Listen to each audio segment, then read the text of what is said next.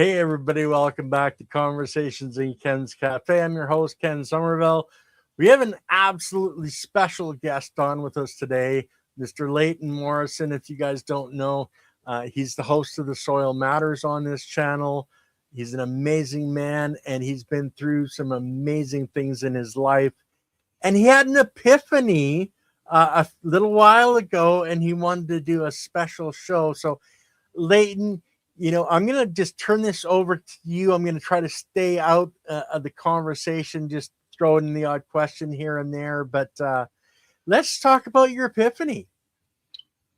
Yeah, so it goes back a while to when I was younger. And it came on to me very strong a couple weeks ago when I reached out to you, Ken. And so let's go back to, we're talking, I think it was the late 70s or late 80s, somewhere in that period of time. I was a teenager. I was, chasing girls and drinking beer and smoking weed. Normal. Yeah, an average kid of that day and age, who was, in a teenager, early 20s. And so one of the things that caught my eye, I was very much into popular science, popular mechanics, and oddball channels that had, scientific type themes to them. One of the things that really popped in my cork was the story about a scientist who was trying to find out if people or humans have souls. And his experiment was using a atomic scale. Now, this weighs atoms, and it goes back to the periodic table. I mean, on the periodic table, every element has a weight to it, an atomic weight to it, which is crazy if you think about it. But, that's one of the main reasons that they can determine that these elements are different from each other, because no two atomic elements or no two elements in the periodic table have the same atomic weight. Yeah. And I'm going to go off track a little bit here. One of the interesting things we've learned in the last few years is that in a biogeochemical relationship with a plant, if the plant says, I need some molybdenum, right? And it sends out the signal for the specific bacteria to harvest that and bring it back to the roots so that it can be predated in one way or the other, whether the root kills it or whether, the predators actually can eat it and release the nutrient to the plant or the element to the plant. Yeah. And we know now that if the plant can't find that exact atomic weight, I'll say it again, can't find that exact atomic weight, it will go to the nearest atomic weight up or down to that element. That's crazy, right? That's like atomic control or subatomic control. Again, plants are so powerful, we just don't give them enough credit. Yeah, definitely. So, yeah, right. So this gentleman was working with hospice, and he would gently get people onto this atomic scale that he actually had it engineered and built so that it was super sensitive, that it could weigh down to the atom. And he'd put these people on the bed while they were still alive and then wait for them to pass. And what he noticed was as soon as they passed, there was the atomic weight went down slightly. Yeah. And this blew his mind. So he repeated the experiment many, many times. And it always came back the same, that there was a loss in mass.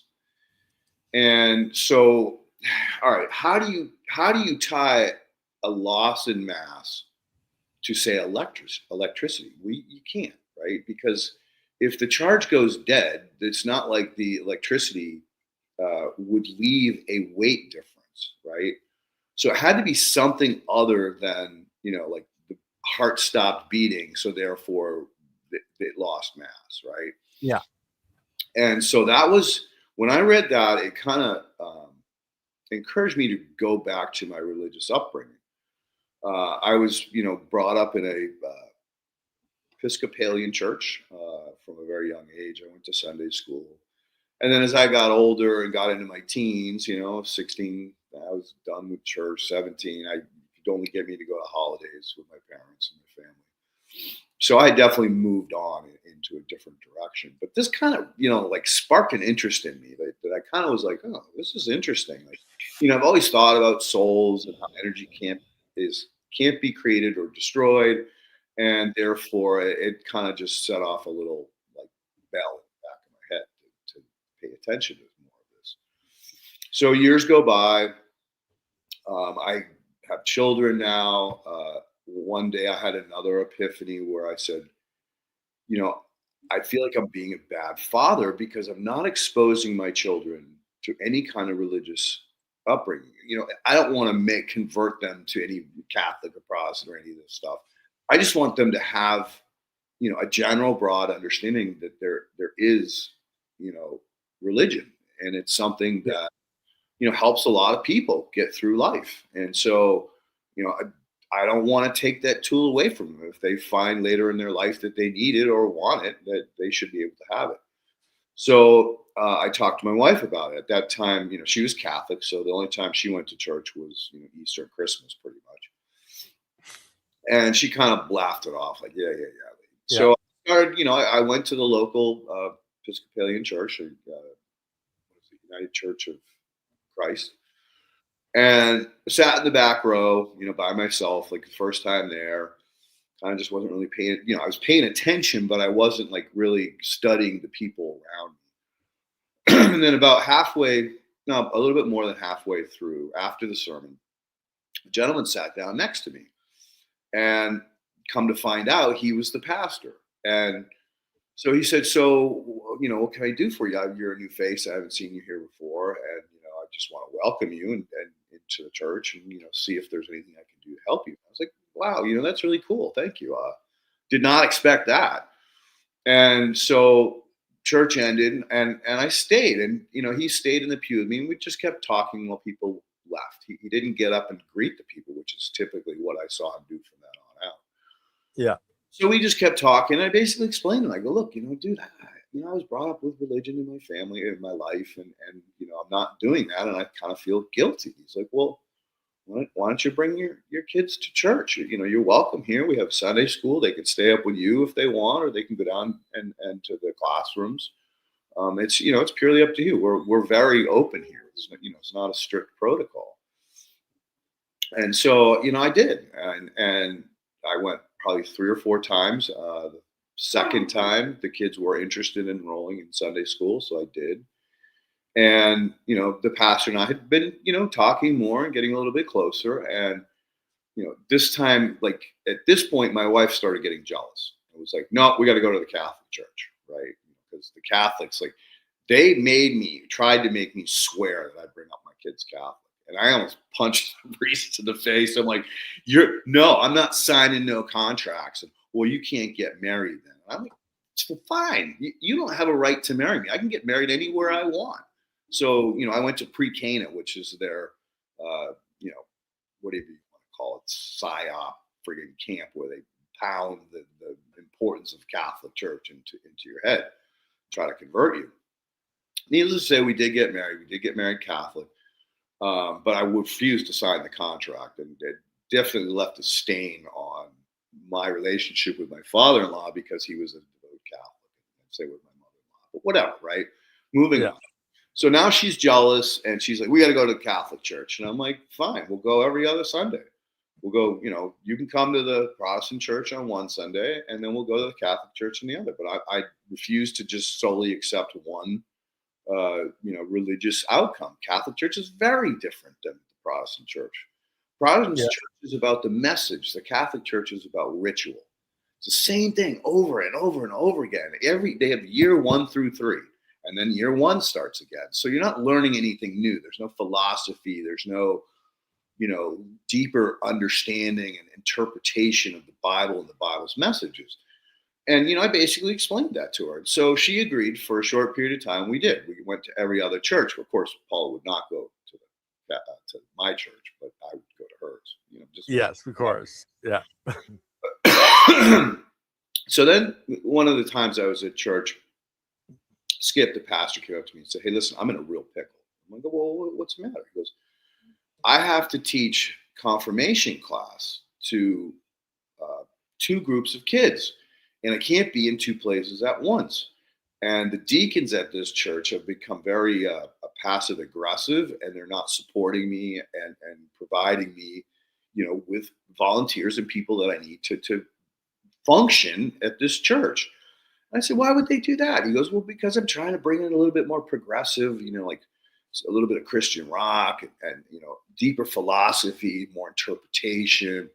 Like, that's all fantastic. That's one of the reasons why I'm here, is because I want to have a deeper understanding. Like, I believe Jesus was a person, and I believe he was so powerful that at the time, scribes wrote about him, and not one, hundreds of them. And scribes were like only for like royalty and very, very smart people, right? No one knew how to write back then. Very, very few people, let alone have the tools, the pens, the inks, and the paper to actually write, let alone knowing how to write. So I truly believe that there was a dude, there was a guy that did this crazy stuff and made a big, big impact on people, there forward. And he goes, that's a very good point, but I want to make another point to you. You ever thought about the fact that when he came, and I'm like, no, why would that make a difference? And he's like, well, if he came now, what would we do to him? I'm like, throw him in a psych ward, man, or we kill him. You start doing raising dead people? Are you fucking kidding me? Area 51 comes to mind. Yeah, right? Quick, get him out of here, right? There's just something wrong with this cat. And I'm like, yeah, that's a really good point. And he goes, well, if he had come even a year earlier than he did, he'd have been killed if he tried to travel to the next village.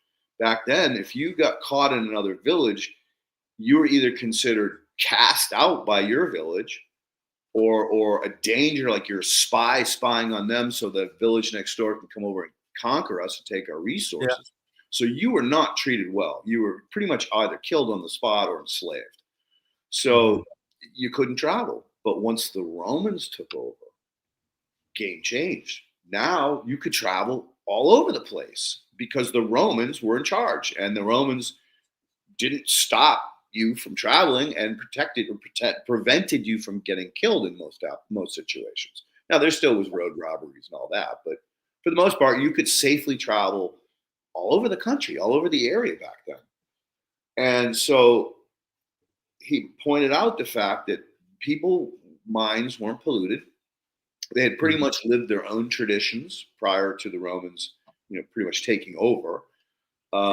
The Romans were tolerant of other religions. They had their number of gods that they worship, but they weren't like, you have to do it this way.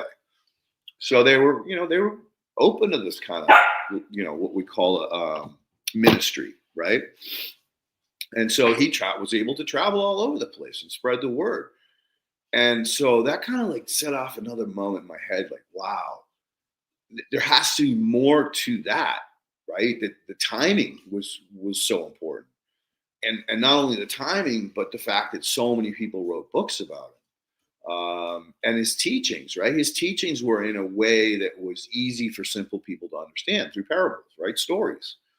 Yeah. So that I popped that in the back of my head, and continued on with my life, and always understanding that religion was something of kind of importance beyond just my beliefs or what other people believe. And I dabbled in reading the Bible a little bit. Pretty much got through the New Testament and kind of enjoyed it. Like I wasn't a big reader, right? But because I was curious. Curiosity kills me. Once I get curious on something, I want to know more. I want to understand why I think this way, or what's drawing me to this. And then I started reading the Old Testament, and I got bored with it. It was just too complicated. It didn't make a lot of sense to me. And especially like in the beginning, in the beginning there was no light, no darkness. 7 days God created the world. So to me, it was kind of like, I'm not vibing with this, right? It was later in life that I realized it was more, again, kind of the parables or broad strokes of trying to explain this relationship and this, this condition or connection that the Jewish people had with Allah, or not Allah, the supreme being. I forget what God. They didn't. A lot of them didn't believe in Jesus. Like when Jesus came, they thought, oh no, this is a false prophet. But needless to say, moving forward, then there were crises in my life, some near death, or almost dead for a little while, experiences in my life, and that's when it kind of came home. It was like, okay, I'm here for a reason. Like if I was supposed to have gone, I would have gone. Like, I got crushed in a car accident, had a rock climbing accident that I definitely should have died on. I got shot up with sodium pentothal, went into anaphylactic shock, was dead for, 30, 40 seconds before this lady who just happened to be on the only other case that happened in Massachusetts of anaphylactic shock as a result of sodium pentothal, because it was so rare. She had actually been on the other case of this happening and knew what to do. So she rushed in, cleared the room, nailed me with antidote, and I came back. And like three or 4 days later, I came out of the coma. Right. Yeah. And I was like, first thing I did was I touched my nose. I was like, what happened? Why didn't they fix my nose? I had broken my nose 3 times in 3 days. That's what landed me in the hospital. Right. Okay, like how many doors do you have to walk into, Leighton? So I got slammed with a soccer ball. I was attacking a defenseman. He got to the ball before I did, kicked it, hit me square in the face, knocked me on my ass, knocked me out cold. Day 2, I was sitting at a desk. It was at private school. We had these big folding lid desks, right? Mm-hmm. And the person behind me said something to me. So I spun around to look at him. His chain snapped. And the fucking thing hit me right on the nose. This is day 2. I'm in the infirmary. The nurse is like, all right, I'm just going to pack you up with cotton. There's really nothing I can do. At least we can stop hemorrhaging. And then the very next day was Sunday, and I was playing, we were playing with ice cubes, having an ice cube war, me and a couple of girls and another buddy of mine. And so I just decided out of the blue, I'm going to take this ice cube and throw it up as high as I can. And it drifted out over onto a tennis court where there was another guy, a senior, who was playing tennis. And he was a very, very intense athlete. So when that ice cube smashed next to him, dude, I saw him turn around, look at me, and jump the friggin' fence in like one leap. And this is, like a 12-foot high fence, right? That's how athletic this guy. He comes at me and just pow, out I go, right?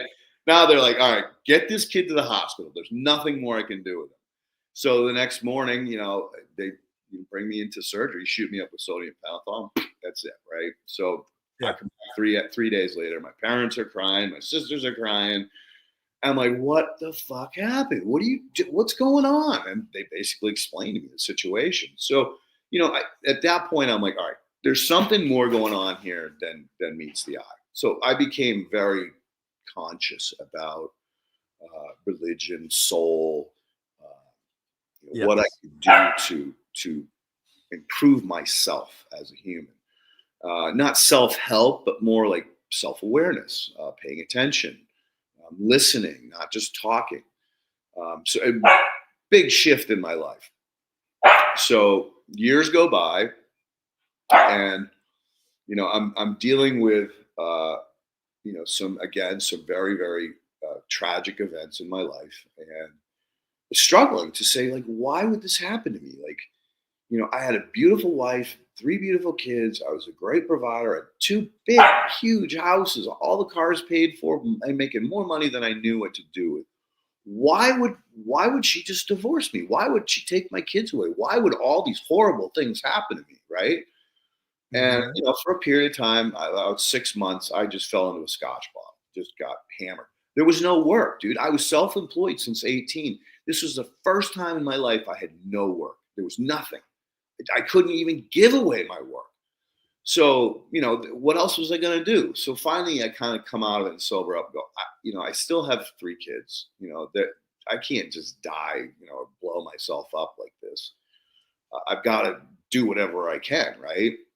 Yeah. So I come out of it. But again, now I'm in a heightened state of awareness, and like, I come to the conclusion, which led me to where I am today, that I needed to do something that fulfilled my soul, filled my heart, not my pockets, because I've learned that money is not to be trusted. Went through 2 collapses, financial collapses, where my house was worth half what it was the day before, and questioned all that. So I read the book, The Big Short, started understanding more about the Federal Reserve. What was it? Not Devil's Island, Jekyll Island, and how the Federal Reserve was formed, and how it's not a part of the government. It's a private banking cartel. Yeah. Most people don't know that. No, they don't. And so that's when I was like, okay, this is definitely what I'm supposed to be doing. And obviously, I had to have a tragic event, or I never would have gone down that rabbit hole. Yeah. And I had to have no work, right? I had to go through these, shadow of the valley of death, or whatever, this horrible tribulation and trials to end up coming out the other end. And so I came back to what I loved before I got married and got involved with Paula, which was breeding fish with live plants. And that was, I didn't know it at the time, but I was doing aquaponics, because I was selling the fish babies as well as healthy plants to the local aquarium, and making good money on the side, as a side hustle. And so there happened to be this weird connection. Somehow I came across something on the internet that was the 2nd annual World Conference on Aquaculture and Aquaponics down in Cancun, Mexico. Now, I didn't have a lot of money, but I had credit cards. That was the one thing that I did get out of the marriage, was I had very, very high credit. I think it was $150,000 worth of credit limits. So I'm like, all right, whatever. This is meant to be, so I'm going to go. So I went and I met, all these top dudes. Like, I didn't know how powerful they were. Kind of like when I met Elaine. Like, I had no idea who Elaine was, right? Yeah. Yeah. And I met these dudes, and I just was chatting with them, hanging out, drinking, talking theory, and all this crazy stuff. And within a couple of years, I realized that I was dealing with the top aquaculture guy that did the One World aquaponics display at Disney World, right? You got to be pretty good to get there. Yeah. Right. Dr. Ricosi, who had a whole course on the Virgin Islands, UVI, and had won all these grants for building different systems, that had developed this one system that, when I looked at it mechanically, because I had started studying right after I left there on all the different methods of aquaculture and aquaponics. And I was like, by far, this guy did it right. This is so KISS, keep it simple, stupid, easy to work on. You can do it above ground, in ground. There's all these different materials and ways of doing this process. So I dialed in on that one, and that became, the focus of my work. Well, I started a small aquaculture system. I started collecting the manure. Actually, I started visiting all the local aquaculture facilities in my area, in Massachusetts, Cape Cod. I even went to one in Pennsylvania, New York, and just started looking at how they were collecting the solids, because I knew, like, that when plants and fish grow together, they do really well, right? Yeah. Oh, And yeah. so I knew there had to be something in the water that made the plants really happy. So I knew that this was my direction. So I started harvesting different manures, playing with them, bubbling them, trying to put them on different plants and test to see what had happened. And I realized that if it smelled bad, it either kill the plant or it didn't do what I normally did. But if it had that sweet smell to it, it still smelled funky. It was one of those smells where your nose kind of goes, "Whoa, what's that?" Like, if it smells really bad, you go, "Oh, I'm not getting near that shit," right? Yeah. Yeah. But if it smells good, you kind of like, "Oh, that smells. I'm gonna eat that stuff," right? So it had this funky, like, sweet kind of back aroma on it. And when I put it on plants, they exploded, right? Mm-hmm. So, I know I'm getting off topic, but I think it's important that we do talk about this. So one thing leads to another. I meet this guy, Jeff Frank. He turns me on to Elaine. I end up down at Elaine's. She, takes me under her wing, teaches me all this stuff, sends me on my path. And I'm out, doing aquaculture or doing, aquaponics in a new way, a newfangled way, by stabilizing compost mixed with worm castings and fish maul or fish manure, and getting incredible results and starting to make money again, starting to, come out of my shell. So here we go. I've come back from the realm, from the darkness, and I'm on this new path. I'm happy. Like everybody I work for is like, oh my God, how did you do that? Tell me more. And they get excited because the plants look so great. And so it's very, very rewarding, right? Well, I started to think like, all right, where does the soul come from, right? Some of the new information on cellular function is so deep down the rabbit hole. Like they've got these methods to 3D kind of film the interactions between like oreganolos, and folding proteins, and enzyme creation, and interaction between the cell. I won't get into division because that's like that's a miracle in itself. But bottom line, I started going, all right, well, the cell is so complicated. We've debated till nobody can agree on anything as to where the soul is. Is it in the brain? Is it in the heart? Is it in the stomach? And I came back to like, all right, well, cells, right? Cells can communicate with each other. They can transfer information. They can transfer genetics. They can transfer RNA. So now, are we talking quantum entanglement? No, not quite quantum entanglement. Just think about it as cellular health, like a cell as an individual organism itself, right? Okay. So we all know we have, millions of different types of cells and millions, trillions of cells overall. And yet our body functions, right? And so there has to be a communication between all the cells so that each one knows what to do and when to do it. Like if say you get cancer, well, they build a tumor around it, right? So there was messaging sent throughout the whole body to say, whoa, we got a problem. Spill on aisle 9, right? Bring the fire department out. Let's get this solved, right? And so I go, all right, so we know that this vessel, because I truly believe it's only a vessel. Yes. Right? That's kind of where you end up when you really dive down these kinds of rabbit holes.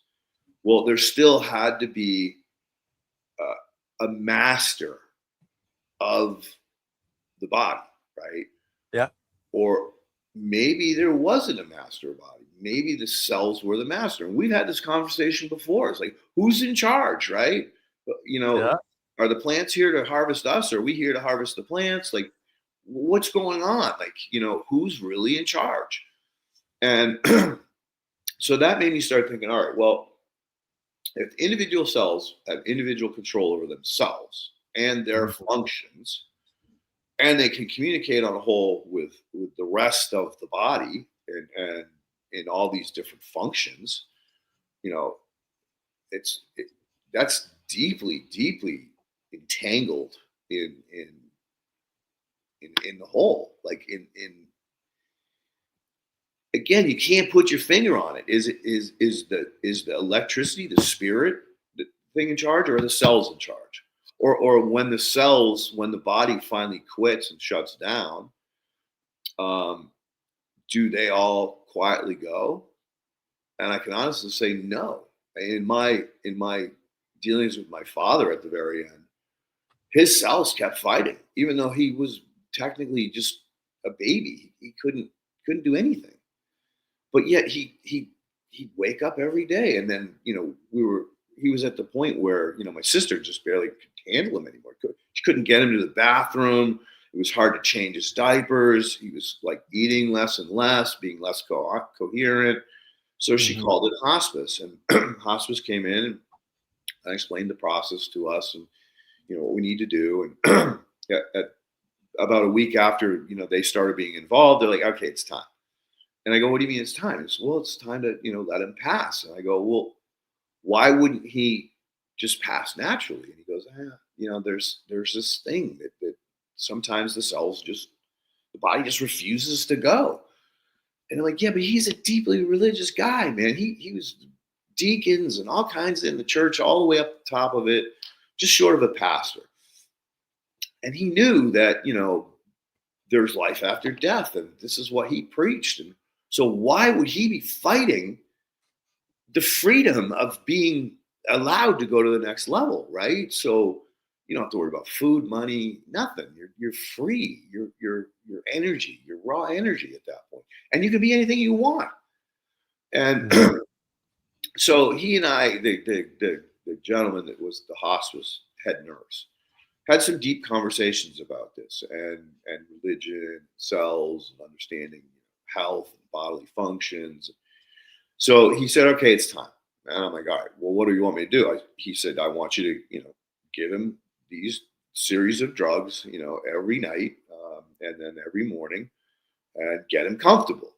And so I'm like, okay, so I get him comfortable, and then the body relaxes and he goes, right?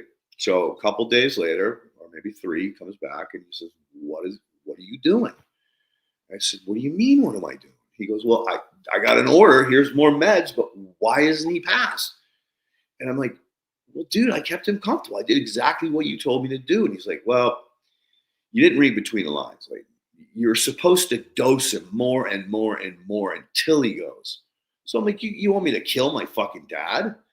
He's like, don't look at it like that. You're forcing the spirit to let go, or the cells to give up, whatever you want to believe. Like, but it's important that you do this because your sister's suffering, you're suffering, he's obviously suffering, right? He's not in a coherent state. He's not coming back from this. So I'm like, fuck me. So I go, all right. He left, and I just started dosing my dad. Finally, at 2:00 in the morning, I heard his last gasp. I'm like, okay, he's gone. So then I call, the hospice number, and they send over a Jamaican lady, which was really interesting. And this is what she does for a living, and she collects bodies right after they pass. She's got protocols. She's got to clean them, get them in a position where they don't go rigor mortis, and now they can't fit in a coffin. So she goes through her whole thing. I have to help her, which was, thank God I was in a state of shock, or I probably wouldn't have been able to handle it. But we get him wrapped up, and I go upstairs, tell my sister, hey, Dad's gone. I don't know if you want to say goodbye to him. The Jamaican's here. She's got him pretty much, taken care of, sorted away. And my sister said, I can't deal with it. All right, just go to sleep. Yeah. See you in the morning. So again, this thought of like how strong the body fought to stay alive when if there was a soul, would have been gone, right? It would have been gone because there was nothing left. It was a shell. So that made me think, okay, the soul has to be in the cells themselves, because what else would have kept him alive? The saying, oh, don't sell your soul, right? I got hundreds of examples of people that sold their souls. Like these wealthy people that are so miserable because all they're worried about is everyone stealing their money. Why? Because they stole it, right? So they sold themselves into misery for money. And it goes on and on. I mean, whether, you hear of these people committing suicide after getting into pornography, or committing suicide as it related to, drugs that just overtook their body, or other things, right? Mental illness, but financial collapse. Right. There's so many different reasons why people commit suicide, right? And to me, that's like the ultimate step against the gift of life, right? Mhm. You commit suicide, you're basically saying fuck you to the universe or whatever you want to believe, God, because they gave you this beautiful opportunity to live here and figure your own shit out. Like we had deep conversations about this as God school. We're here to be tortured. This isn't about having fun and playing and partying. Life is tough. The struggle is fucking real. And I think most people can attest to that. There's ups and downs. Sure, there's some great times, but there's also a lot of struggles. And Mhm. what doesn't kill you does make you strong. As long as you don't sell your soul in the path. And a lot of people end up selling their soul off for things, right? Whether it's possession or money or power. And you can see it in them, right? Well, I'm an empath. Maybe not all people can see it. I tend Mhm. to think that there are a lot of zombies or drones on the planet, like people that have, Extras. yeah, like what do they call them in the games? Third party. They're basically like part of the game, right? NPCs, Yeah, I yeah, think is what they call them. yeah.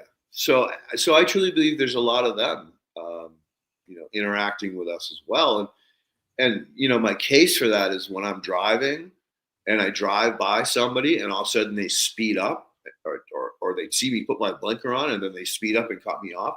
Like I woke them. Like my energy woke them up from the trance or uh, the game. The game like said, Yeah. "Oh, activate, interact," right?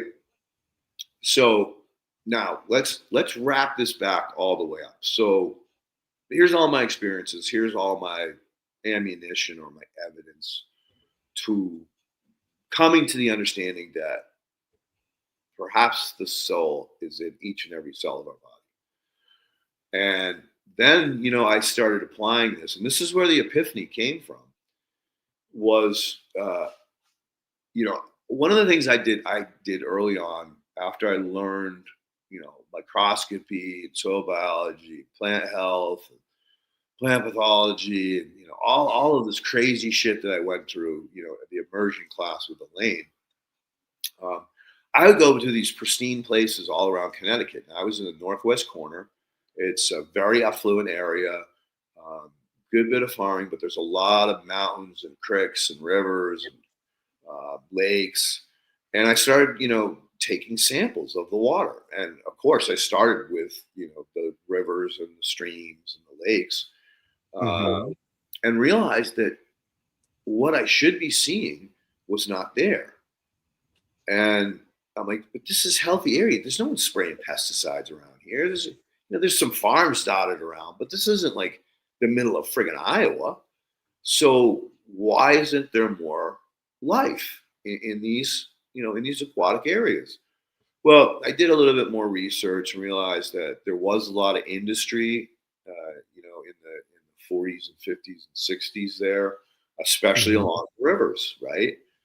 And the rivers drain into, or creeks drain into the rivers drain into the lakes and reservoirs. And so started putting two and two together. Oh, this is legacy pollution that's doing this damage. It's not just the agriculture.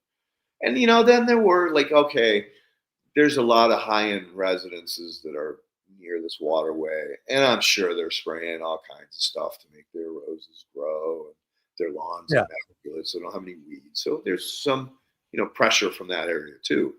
But it broke my heart. It broke my soul that in these pristine areas that should be full of biological life, there was nothing. And one of the key things is rotifers, right? Rotifers are a multicellular organism that harvest bacteria. They're a protist, they're a protozoa, so they release nutrients. But more importantly, they're the feedstock for fish. Fish lay eggs. The eggs become um, not larvae. There's another term for them.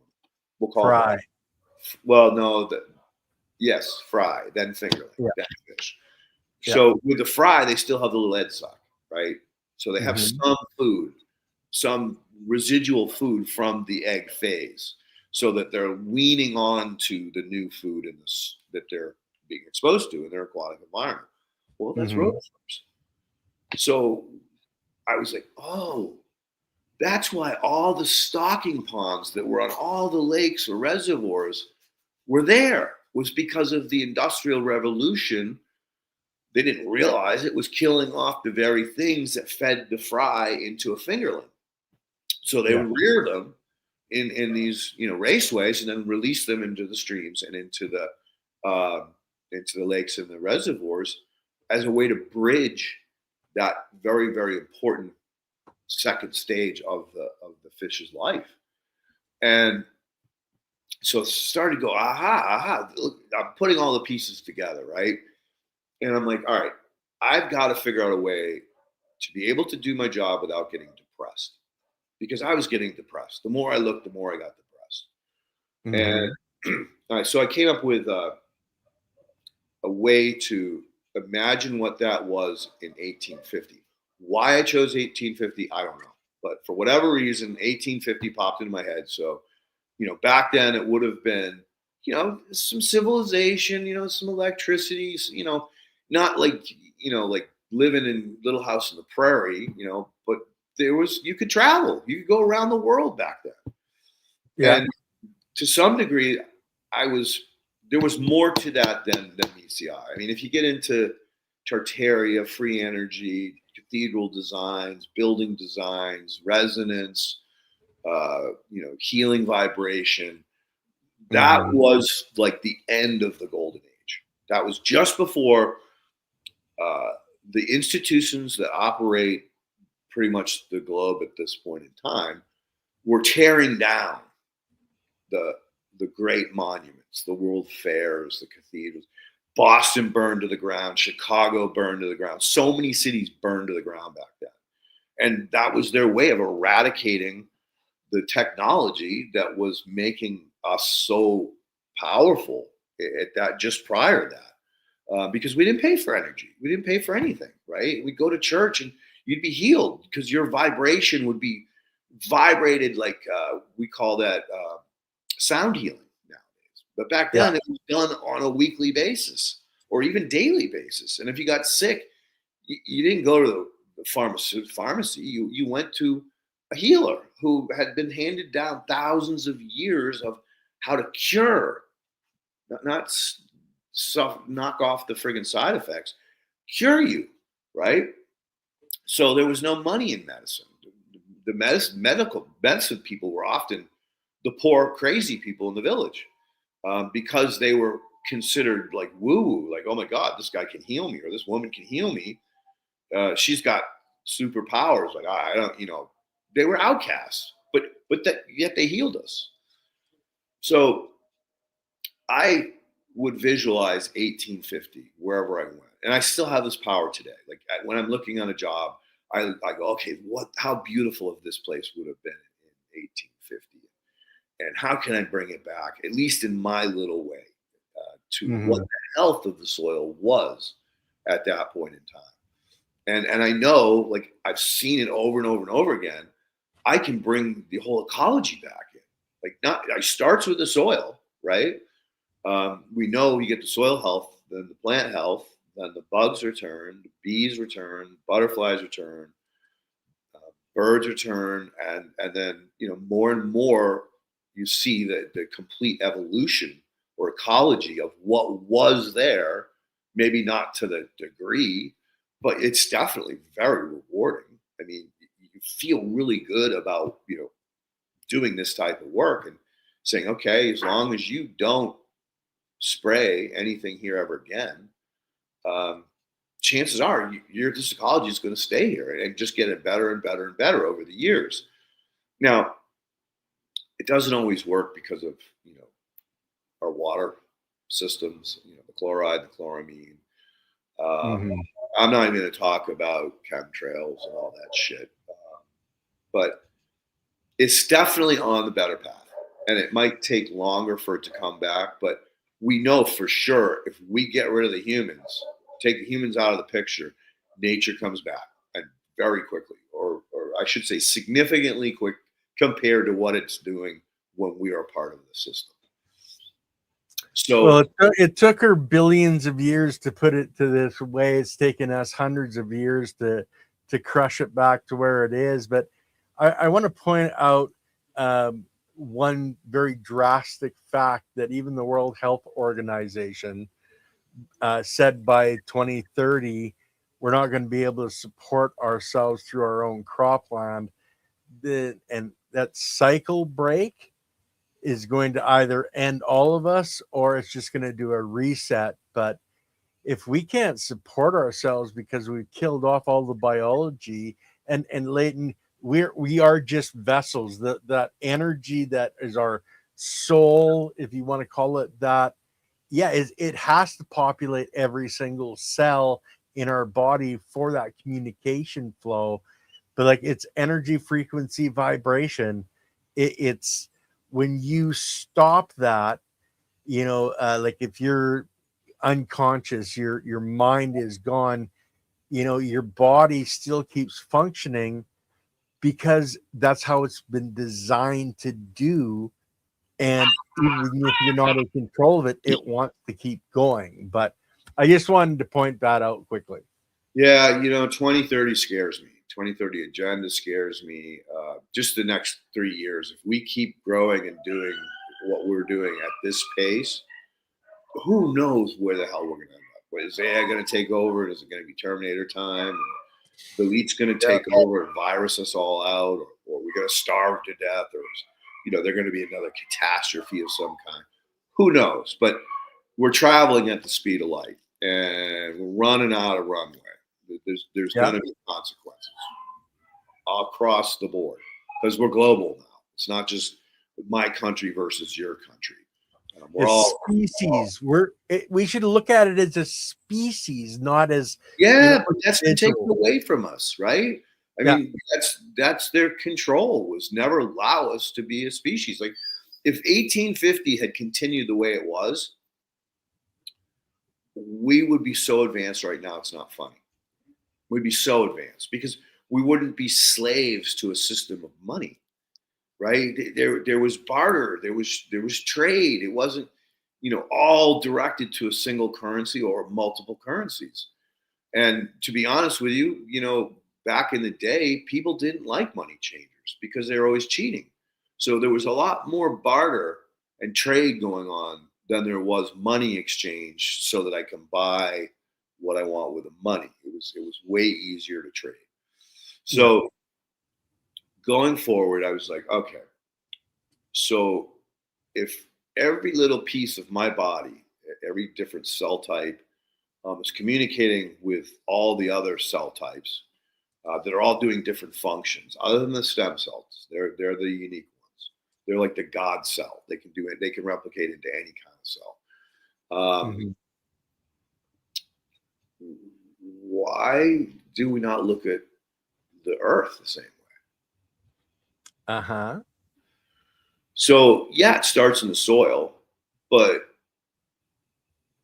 the largest fauna and flora are a huge piece of the whole until we overran it.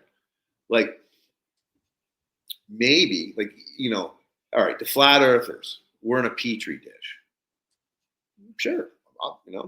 I can't say no. I've never been to space. I've never been past the firmament and into the upper atmosphere. So I can't say yeah or no. I mean, some of the old maps show Antarctica all the way around. I mean, they show Tartaria. They show all kinds of things.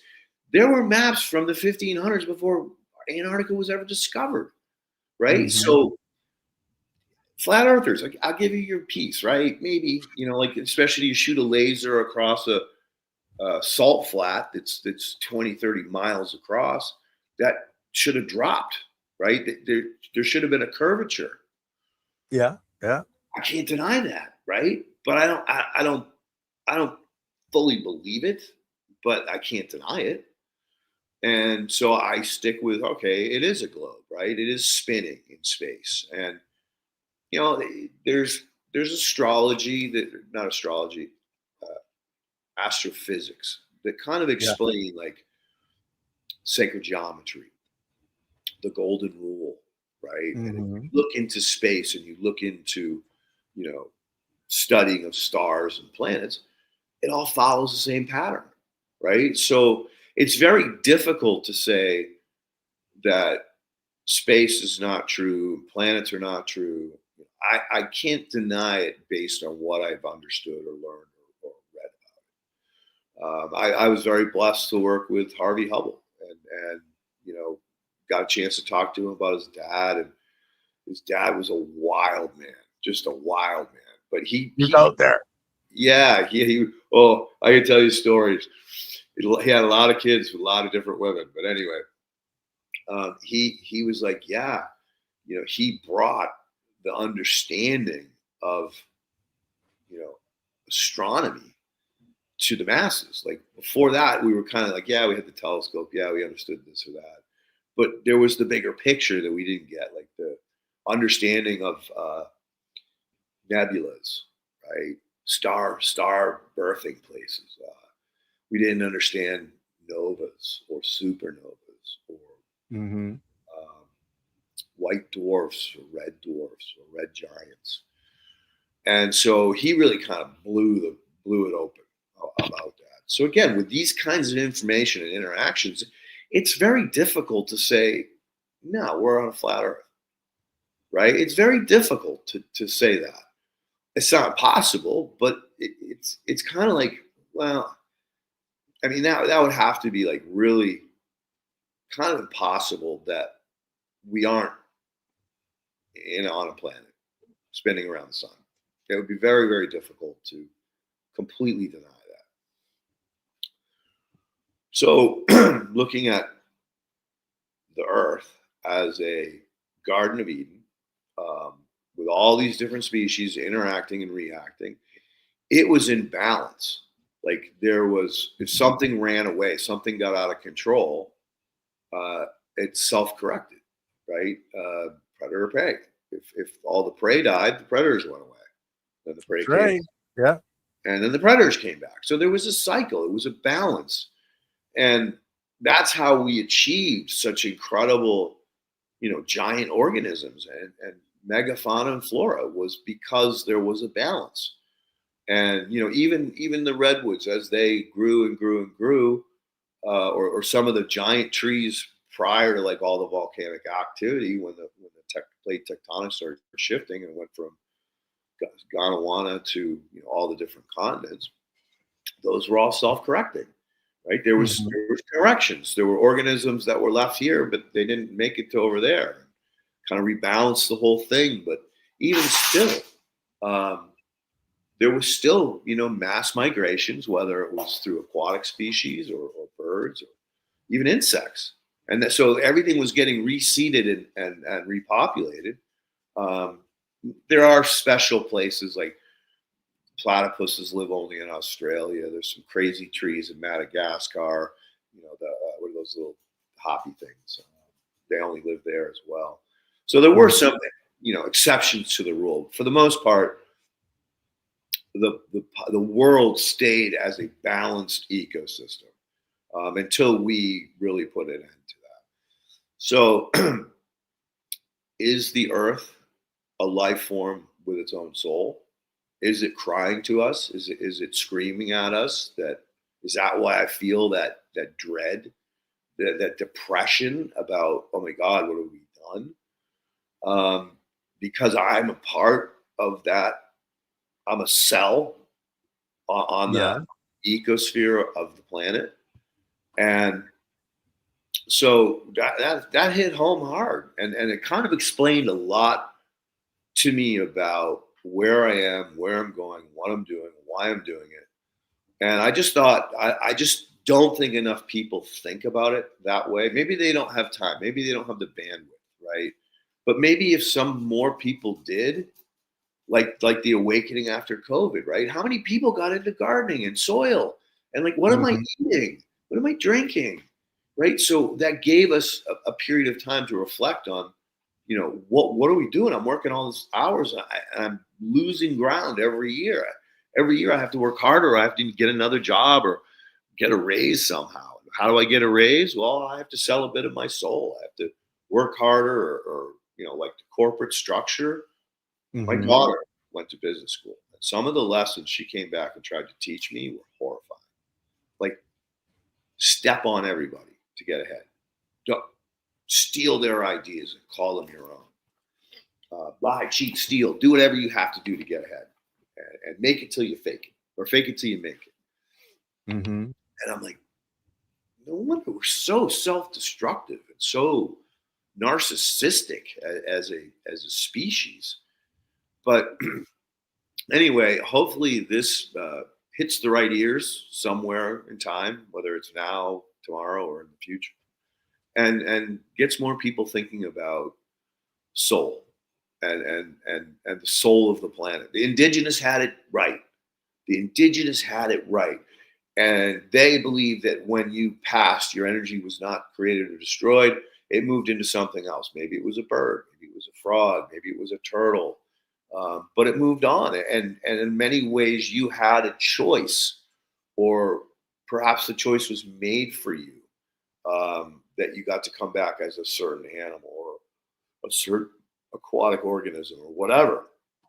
But again, when you start to go and think about, well, the planet is a giant soul, and I am a part of the tiny, tiny little part of that body, that vessel that's moving this planet through time and space on this giant loop around the Milky Way.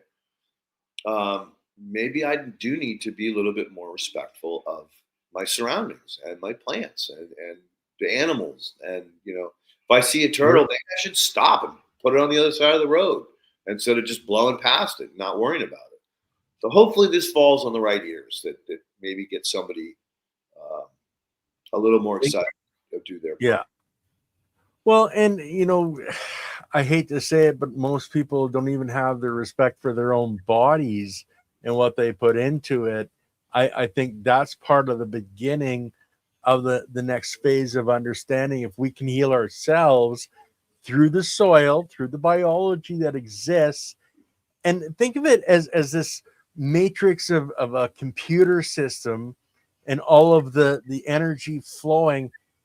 Is it all the biology that's giving feedback to the planet on what the planet needs to do? Is it the biology in our bodies that is giving us feedback, going, okay, I need these components, and where are you getting them? We used to get them from our food, from the animals we ate, and now with what we've done, and like you said, it's going back decades upon decades when the educational system was modified to be a program instead of an education.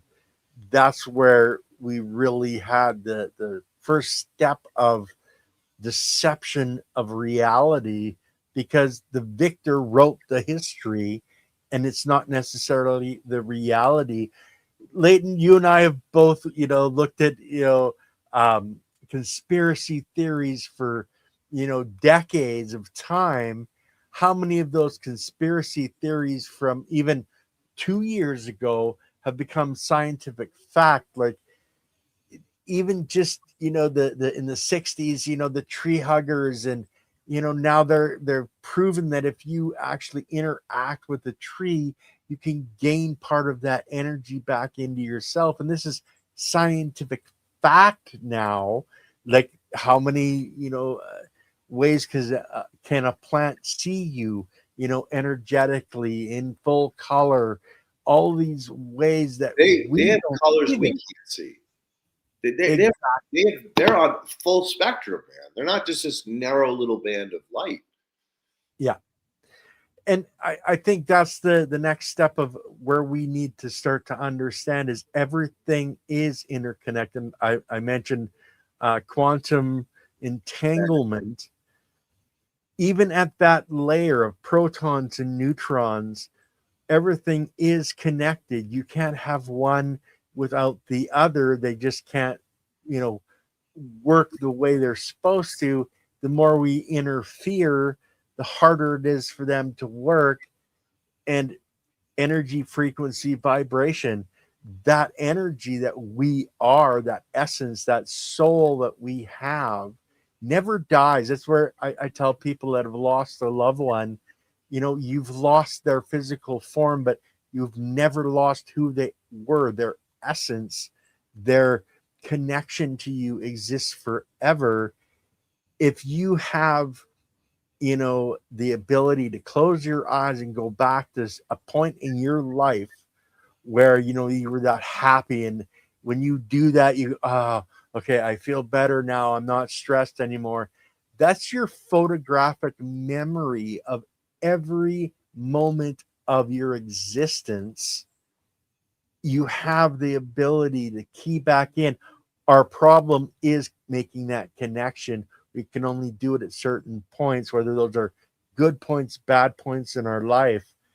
But that connection is there when you allow yourself to look inside of yourself and make that connection with the energetic being that you are. And it's, we've mentioned the religion before the Catholic Church was the pagan religions worshiping the gods.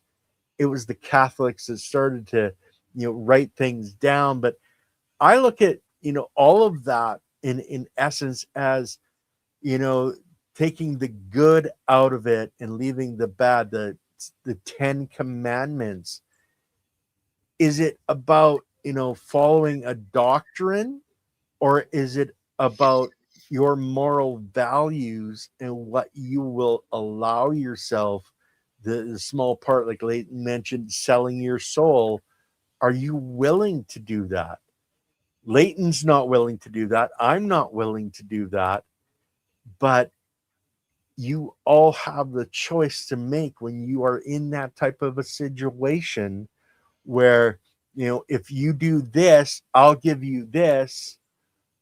You know, are you willing to sell who you truly are? And that's where your soul is being sold. And I don't want to see that to happen to anyone. And especially Poe and Cheeto, you know, they have souls too. Your plants have souls. You give thanks for that food you're ingesting, that plant or that animal. The air we breathe has enough biology in it to grow your plants. That's where your plant gets most of its carbon from.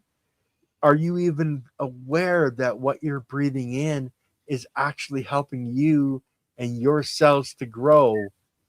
This is where, step back. We're here in essence to learn. These physical forms are just that, physical forms. That's where, you know, the body doesn't want to stop working until that lesson has been learned, and that's when the soul will move away.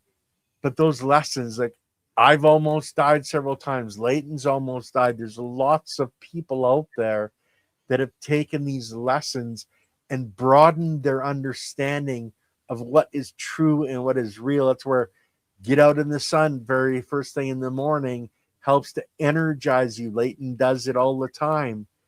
These types of things, reconnecting, but being sovereign within yourself, making your own decisions, is one of the most important things that you can ever do, and learn from your mistakes. We all make mistakes, but if you went back and thought of them, have you meditated on them like Leighton does, like I do, going, okay, you know, this is what happened. What can I learn from this? Can I go forward from this? There, in that moment of time that you accept the lesson, you can move forward from that moment, and it can't hold you back anymore. Step out of the trap and move forward.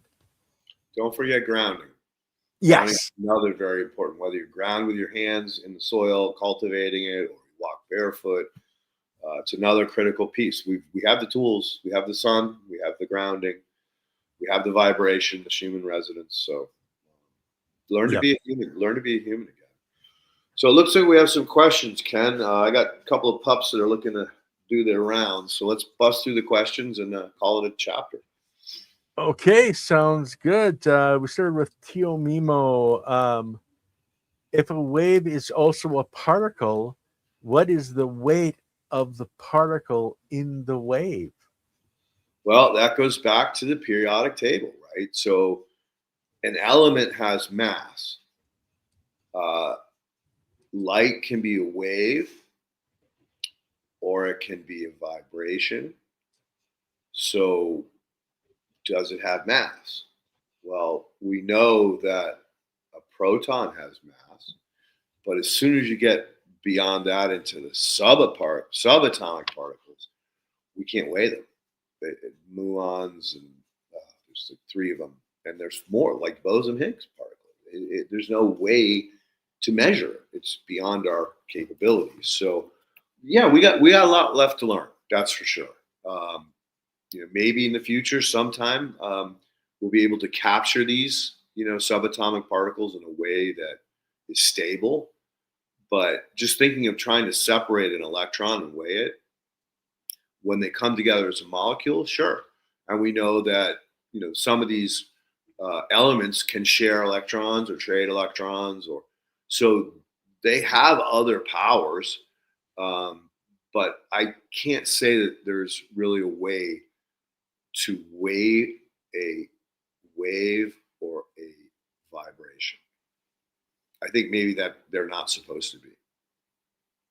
Well, and look at technology. Maybe in a year's time, we'll be able to do that and measure it. But as a cannabis grower and indoor cultivator using different lights, we look at the frequency of the light, and we found out that there's frequencies that we weren't using and that are beneficial. It's so much that if you look at the ultraviolets, people using the special machines to kill pests, but killing themselves because they're not taking the proper precautions.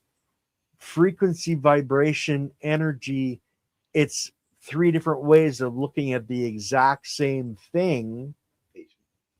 And your plant looks at those exact same things, uses it for different methodologies.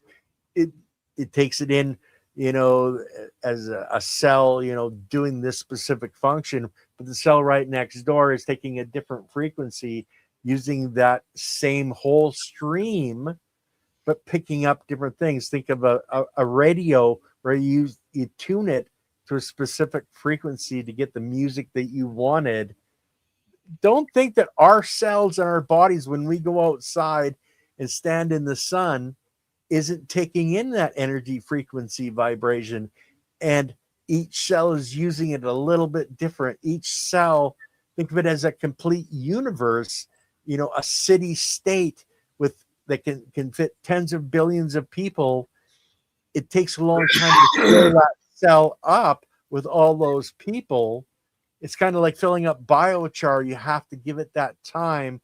That's where our soils are right now. We're teetering on the edge of needing that energy, frequency, vibration, instead of blocking it the way that we have been doing. But I do want to send out a huge thank you to Super Tinker 41 for the $25 donation to the channel. Thanks, thank brother. you very much. And go ahead. With that, I was going to say, you see how Cheeto keeps circling up here and looking at me? I know. Okay. Well, we'll quickly go through this other one here. They changed the hertz of modern music. Yes, they did. That goes back to the energy, frequency, vibration. I can't listen to music anymore. I just can't. Yeah. I listen. There are some. If on Instagram, there's some cool cats that are tuning to the correct frequency, and the music they play is incredible. It's soothing. It's eye opening. It's pretty powerful. Perky's been working on some of that. So cool. There are ways to get back to the old ways. And they go back to the ancient ways. And this is, like we're talking about the church bells. Yep. That sound frequency healing. And now, where are there any of these bells left? Dude, the Chinese went and stole all the Tibetan bells, all of the healing bells, when they took over all the monasteries. Pauline and I went to this place down in Arizona. I forget the name of it. It's the rock crystal capital of the world. Like, there's always events there where they trade crystals from all over the world. There was a couple places off the beaten path in the back that they had thousands of these singing bowls. And Pauline actually bought a couple of them. She wanted a whole set, but the set was expensive. But Yeah. Oh my God, you ping them and you can feel it going through you. Like, if you've ever done, the crystal bells and meditation, your whole head starts going woo, woo, woo, woo. It's crazy. Yeah. There's a lot to that, and the healing quality of sound and vibration. Yeah. So we got one last question here, and Cheryl, I don't think we have time for that. What is Ken's story? How did Leighton and Ken meet? Well, you came on to Peter's channel, and then you took over our producership of Brian and mine, and so that's how we first met.